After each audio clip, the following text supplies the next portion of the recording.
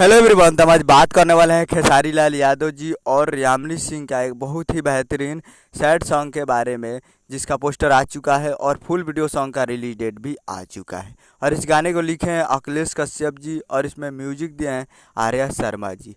और इसे गाए हैं खेसारी लाल यादव जी और प्रियंका सिंह जी, जो कि आपको स्क्रीन के ऊपर दिखाई दे रहा है। जिस सॉन्ग का टाइटल रखा गया है शादी होता जान के, जिसका टाइटल है शादी होता जान के।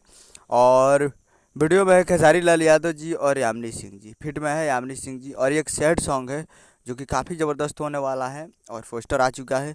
और फुल वीडियो सॉन्ग को रिलीज़ किया जाएगा 12 तारीख को सुबह 5:45 AM पे। और फुल टीजर अभी से आधे घंटे